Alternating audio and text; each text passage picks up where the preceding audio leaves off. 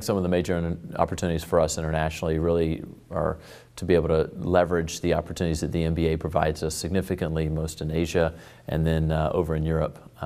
We see a lot of growth of the NBA in both of those sectors, certainly Asia and China specifically.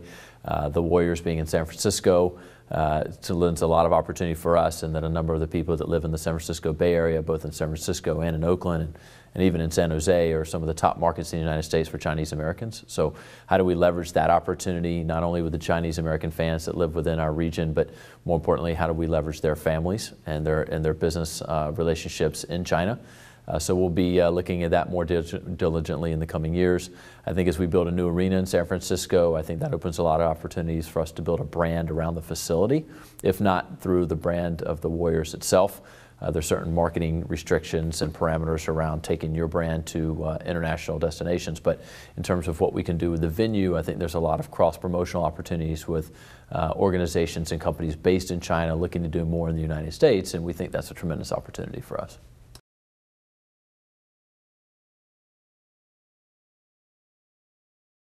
I think it certainly helps to have a Chinese player or a Chinese American player on your roster, but I don't think it's imperative. I think as long as you have a highly marketable player and someone that has become somewhat of a face of the NBA, I think it helps.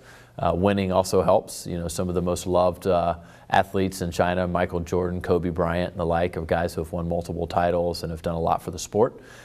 We feel like we've got a really marketable player in Steph Curry, and he's one of the leading guys in jersey sales in the United States for the NBA. And so as he continues to evolve and improve his game, I think and we as a team continue to improve, I think that'll bode well for us as we try to market ourselves more in China.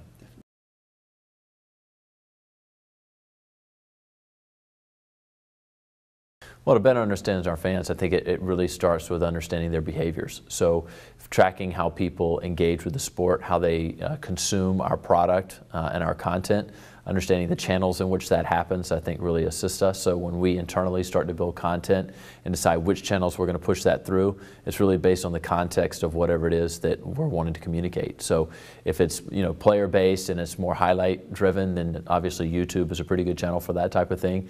If you look at how do we inform fans about what's going on with the team, that can be done through Instagram, which has been a great source for us, and we do a lot through social engagement there. Pre-game photos, small video snippets of what guys are doing, whether that be hitting half-court shots and shoot around or engaging with other players and fans, always tends to get a lot of piqued interest on Instagram. But the list goes on and on and on, from Tumblr to certainly Facebook and others.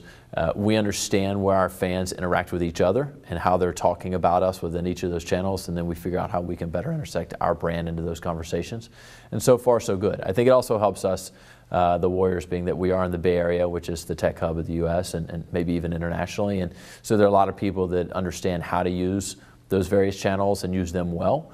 And so it's imperative that we also are a thought leader in that space and that we engage them in a way that they're predestined to consume whatever it is that we want to talk about publicly.